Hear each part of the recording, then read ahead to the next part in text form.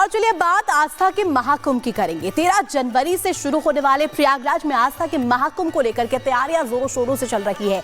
40 से 50 करोड़ के जो श्रद्धालु यहां पर पहुंचने वाले हैं, उनके लिए आकर्षण का केंद्र होंगे यहां पहुंचने वाले साधु संत और महात्मा। और आपको बता दें, क्योंकि इनकी जो जीवन शैली है वो बेहद ही अलहदा होती है, अलग होती है और खास भी होती है। हर आयोजन की तरह इसमें भी अन्न क्षेत्र और इसके साथ साथ भंडारे का आयोजन होगा, लेकिन इनकी परंपराएं अलग होती हैं, जो तरीके हैं वो अलग होते हैं। तौर तरीके अलग होने की वजह से ही ये खास होता है। रिपोर्ट आपको दिखाते हैं कि किस तरीके से तैयारियां आस्था की नगरी प्रयागराज में जारी।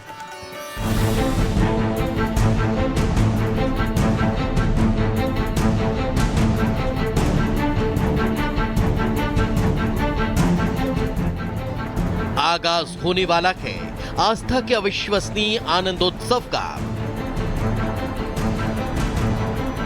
शुरुआत होने वाली है उमंग उत्साह उल्लास के अलौकिक महोत्सव की, जिसमें होगी अखाड़ों की अद्भुत दुनिया, जहां पहुंच सनातनी संतों के साकार संसार का दीदार करेंगे, जिसके लिए अद्वितीय संतों के साथ सनातनियों का जत्था भी संगम तट पर बसने लगा है। जिनकी सनातन शक्ति हो या ईश्वर भक्ति, पूजा पद्धति हो या अन्न शुद्धि, सब बेहद खास होता है। संतों के संसार में अन्न क्षेत्र की इन्हीं खास परंपराओं के लिए पुराणों में कहा गया है, अन्नम ब्रह्म रसो विष्णु भोक्ता देवो महेश्वरः एवं ध्यात्वा तु यो भक्त्ये अन्न दोषो न लिप्यते। अर्थात भोजन की रचनात्मक ऊर्जा ही ब्रह्म है, पोषण देने वाला अन्न रस ही विष्णु है, जिसके पाचन के बाद शुद्ध चेतना में परिवर्तन ही शिव है। अपने हर कार्य को ईश्वर भक्ति मानने वाले संत का अन्न क्षेत्र भी इसी तरह का होता है, जहां परंपराएं पौराणिकता का साथ देती दिखती हैं।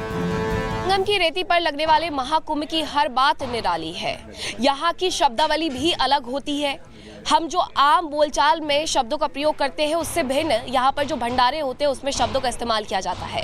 यहाँ लंका की चटनी से लेकर के हर चीज के साथ राम जोड़ा जाता है। अब राम रस हो या रंग बदल की दाल हो, सबके स्वाद से लोग तृप्त यहाँ पर होते हैं। और आने वाले साधु संत जो इसने शब्दावली में कहते हैं, तो सब्जी को सब्जी राम कहते हैं, खीर को खीर राम कहते हैं, और इसी के साथ पानी को भी प्रभु राम के नाम के साथ जोड़ करके पानी राम कह करके संबोधित किया जाता है। तो सुना आपने, संतों की इस अनोखी दुनिया की अलग ही महिमा है, जिनकी हर एक बात में रोचकता और रहस्यमयी कहानियां जुड़ी हैं।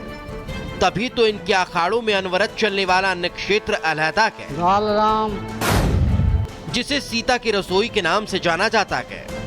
भगवान के नाम पर होती है रसोई सामग्री। रसोई में रखी मिर्च को लंका कहते हैं, हल्दी पाउडर को रंग बदल कहा जाता है, नमक को संत राम रस कहते हैं, चावल महाभोग या महाप्रसाद कहलाता है, रोटी को टिक्कड़ या रामरती कहा जाता है, भोजन करने को प्रसाद पाना और भोजन बनाने वाले को भंडारी कहते हैं। भगवान राम का जिक्र इसलिए किया जाता है कि वो हमारे आध्यात्मिक हैं, श्री राम जी। इसलिए हर शब्द में, हर आइटम में राम का नाम लिया जाता है। जैसे कि दाल राम, चावल राम, खीर राम, पूड़ी राम, रोटी राम, जो भी आइटम होता है उसमें राम का शब्द लगाया जाता है। हमारे यहाँ मिठाइयाँ बनती हैं, मूंग का हलवा बनता है, गाजर का हलवा बनता है, खीर बनती है, रसगुल्ले बनते हैं, गुलाब जामुन बनता है। संतों के पंडालों में सीता की रसोई में मिलने वाली लंका की चटनी हो या सब्जियों में राम रस, रंग बदल की दाल हो या महाभोग का महाप्रसाद, आखिर संतों की रसोई की कहानी क्या कहती है, जरा वो भी जान लेते हैं। हमारा प्रयास रहता है कि हमारे मन में राम ही बना रहे और हम ऐसी भाषा बोले जिसमें राम ही राम हो। जब हम कहते हैं दाल राम चाहिए, रोटी राम, रोटी राम, रोटी राम, जिसको रोटी चाहिए बोले रोटी राम दो जी, दाल राम चाहिए बोले हाँ जी दाल राम दो। ऐसा प्रयास किया जाता है जैसे हलवा पूरी जो भी कुछ होगा राम का शब्द जरूर लगाएंगे। मैं समझता हूँ ये सब आपको कुंभ के मेले में मिलेंगे। जितने भी संत महात्मा, जो हमारे पुराने संत महात्मा जो परंपराओं को जानते हैं, वो ज़्यादा इसका प्रयोग करते हैं। तो राम नाम में रमे रहने वाले संतों की यही खासियत है कि उनका हर एक काम ईश्वर की आराधना से शुरू होता है और ईश्वर की आराधना में ही खत्म हो जाता है। Bureau report, Republic Bharat. तो महाकुंभ में होने वाली हर एक रस्म, हर एक जो प्रतिष्ठा की जाती है, कार्यक्रम किया जाता है, उसकी अपनी एक अहमियत है, उसका एक वजह है। आखिर क्या है वजह, चाहे अखाड़ों के प्रवेश करने की बात हो या फिर धर्म ध्वजा की स्थापना की। आखिर धर्म ध्वजा की स्थापना के पीछे क्या रहस्य है, इस रिपोर्ट में आपको दिखाते हैं।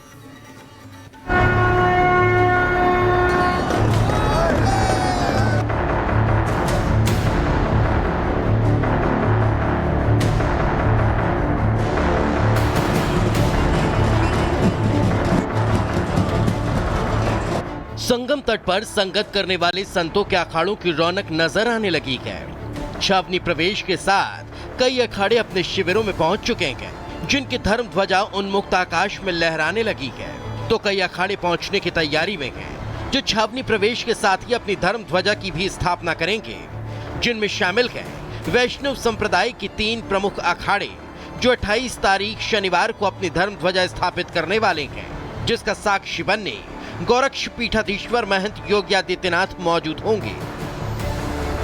महाकुंभ में अखाड़े शान होते हैं, लेकिन इन अखाड़ों में जो सबसे ज्यादा ध्यान आकर्षित कर रहे हैं वो है यहाँ पर स्थापित हो रही धर्म ध्वजा, जिसके लिए विशेष पूजा अर्चना की जाती है और उसके बाद ही धर्म ध्वजा की स्थापना की जाती है। ये 52 फीट ऊंची धर्म ध्वजा जो कि जूना अखाड़े की है और इन सब की अलग अलग पहचान भी होती है। आपको बताएं कि अखाड़ों की भगवा धर्म ध्वजाएं, जिसमें जूना अखाड़ा 52 हाथ ऊंची भगवा ध्वजा होती है, मणियों का प्रतीक, और निरंजनी अखाड़ा 52 बंदों वाली ध्वजा होती है। मुख्यमंत्री योगी आदित्यनाथ एक हफ्ते में तीसरी बार कुंभ नगरी पहुंच रहे हैं, मगर इस बार तैयारियों की समीक्षा करने नहीं बल्कि सनातन की धर्म ध्वजा स्थापित करने आ रहे हैं, जो अन्य अखाड़े के धर्म ध्वजा स्थापना में शामिल होंगे। वैष्णव संप्रदाय के 3 अखाड़ों में पहुंचेंगे सीएम। पहले पंच निर्वाणी अनी अखाड़े के आयोजन में शामिल होंगे, फिर पंच निर्भोगी अनी और पंच दिगंबर अनी अखाड़े में जाएंगे। अखाड़ों के शिविर में सुविधाओं की भी जानकारी लेंगे। जोगी जी आ रहे हैं, हम लोग भी अपना उनका स्वागत करेंगे और अपना ध्वजा ग्रहण करेंगे। इसमें हम लोग का अपना सर्वसम्मत से उनके साथ रहेंगे और भव्य कुंभ दिव्य कुंभ बने, इसमें हम लोग का सहयोग रहेगा, प्रशासन का तरफ से मदद करेंगे। महंत योगी आदित्यनाथ के अखाड़ों की धर्म ध्वजा स्थापना में शामिल होने को लेकर संत समाज भी खासा उत्साहित है, मगर हिंदू धर्म की आस्था, परंपरा और संस्कृति का प्रतीक माने जाने वाली धर्म ध्वजा का अखाड़ों में क्या महत्व होता है, ये भी जान लेते हैं। अखाड़ों का प्रतीक होती है धर्म ध्वजा। छावनी प्रवेश के बाद होती है स्थापना। परिसर के बीचों बीच स्थापित किया जाता है धर्म ध्वजा। होती है अखाड़ों की पहचान, अखाड़ों की आन बान शान का होती है प्रतीक। इसकी छाया में ही इष्ट देव की स्थापना होती है। ये जो लकड़ी आप देख रही है, अभी इसमें छिलाई होती है, उसके बाद गेरू रंग इसमें किया जाएगा।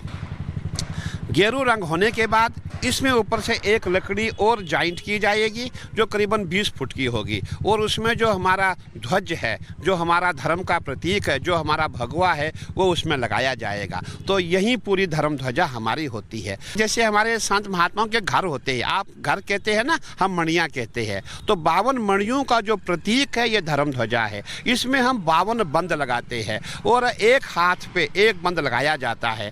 तो उसके बाद जब ये खड़ी हो जाती है, उसके बाद ये जो है पूरे रूप से हम कह सकते हैं ये